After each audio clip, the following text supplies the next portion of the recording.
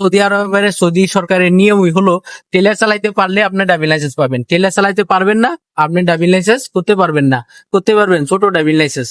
তাহলে আমরা কিন্তু জানলাম যে সৌদি আরবের ড্রাইভিং লাইসেন্স করতে গেলে কি লাগে আর কোন ক্যাটাগরি কি ড্রাইভিং লাইসেন্স, ক্যাটাগরি অনুযায়ী ড্রাইভিং লাইসেন্স করতে হবে। আপনি যদি পিক আপ চালান তাহলে পিক আপের জন্য, ট্রাক চালালে ট্রাকের জন্য, বাস চালালে বাসের জন্য, আর যদি হেভি গাড়ি চালান তাহলে হেভি গাড়ির জন্য। হেভি গাড়ির মধ্যে ভাগ আছে, টেলারও হেভির মধ্যে পড়ে, আবার 10 টনি গাড়িও হেভির মধ্যে পড়ে, 5 টনি গাড়িও হেভির মধ্যে পড়ে।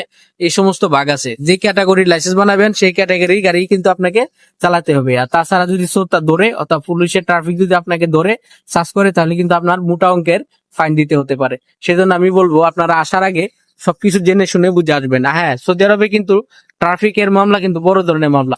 প্রিয় বাংলাদেশি ড্রাইভার ভাইদের উদ্দেশ্য বলছি, আপনারা যদি সৌদি আরবে আসতে চান, ড্রাইভিং ভিসা খুঁজেন, ড্রাইভিং ভিসা নিয়ে আসবেন ভাবছেন, এই ভিডিওটা আপনার জন্য। সৌদি আরবে আসার আগে আপনাকে সর্বপ্রথম যেটা করতে হবে, বাংলাদেশে একটা বৈধ হেভি ড্রাইভিং লাইসেন্সের ব্যবস্থা করতে হবে। আপনার কাছে যদি হেভি ড্রাইভিং লাইসেন্সের কপি থাকে বা মূল কপি বা ফটোকপি যে কোনো কিছু থাকে তাহলে আপনার জন্য সুবর্ণ সুযোগ। কেন আমি বলছি এই কথাটা, দেখুন আমার ব্যাকগ্রাউন্ডে যে গাড়িগুলো আছে এগুলো টেলারের মতো, টেলারের পাওয়ার বলা হয়। আপনি যদি টেলার চালাতে জানেন তাহলে ভালো, আর যদি না জানেন তাহলে সৌদি আরবে এসে ড্রাইভিং লাইসেন্স করার জন্য আপনাকে টেলার কিন্তু চালাইতেই হবে ভাই। আপনি যে গাড়ি চালান, মিডিয়াম গাড়ি চালান, মাঝারি গাড়ি চালান, ট্রাক চালান, ডাইনাওয়ালা গাড়ি চালান, যে গাড়ি চালান, হেভি গাড়ির মধ্যে যদি পড়ে তাহলে আপনাকে টেলার চালাতে জানতে হবে। আর যদি টেলার চালাতে জানেন তাহলে আপনাকে লাইসেন্স দিবে। কেননা সৌদি আরবের সৌদি সরকারের নিয়মই হলো টেলার চালাইতে পারলে আপনি ড্রাইভিং লাইসেন্স পাবেন, টেলার চালাইতে পারবেন না আপনি ড্রাইভিং লাইসেন্স করতে পারবেন না, করতে পারবেন ছোট ড্রাইভিং লাইসেন্স।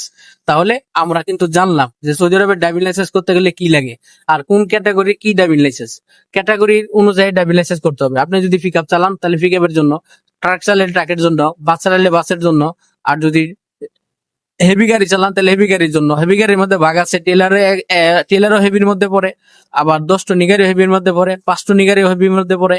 এই সমস্ত ভাগ আছে, যে ক্যাটাগরির লাইসেন্স বানাবেন সেই ক্যাটাগরির গাড়ি কিন্তু আপনাকে চালাতে হবে। আর তাছাড়া যদি শ্রোতা ধরে অর্থাৎ পুলিশের ট্রাফিক যদি আপনাকে ধরে সার্চ করে তাহলে কিন্তু আপনার মোটা অঙ্কের ফাইন দিতে হতে পারে। সেজন্য আমি বলবো আপনারা আসার আগে সবকিছু জেনে শুনে বুঝে আসবেন। হ্যাঁ, সৌদি আরবে কিন্তু ট্রাফিকের মামলা কিন্তু বড় ধরনের মামলা। আপনি যদি একটা সিগন্যাল অতিক্রম করেন বা সিগন্যাল ঠিকভাবে না মানেন তাহলে কিন্তু আপনাকে 3,000 টাকা ফাইন দিবে। 3,000 টাকা ফাইন দিলে প্রায় 1 লাখ টাকার মতো জরিমানা আসবে। তাহলে আমি বলবো ট্রাফিক সম্পর্কে আপনাদেরকে জ্ঞান থাকতে হবে। ট্রাফিক সম্পর্কে যদি আপনারা ভালোভাবে বুঝুন, জ্ঞান থাকে, ভালোভাবে জানেন, মানেন, তাহলে আপনাদের চলার পথটা অনেক সহজ হয়ে যাবে। আমি শুভকান প্রতিনিয়তই কথা বলে থাকি বিভিন্ন ভিডিওতে, বিভিন্ন জায়গায়। ভিডিওগুলো যদি আপনাদের কারো ভালো লাগে অথবা ভালো কিছু শিখতে পারেন, জানতে পারেন, তাহলে অবশ্যই আমার পাশে থাকবেন, আমাকে সাবস্ক্রাইব করবেন, ফেসবুকে দেখলে ফলো করে দিবেন।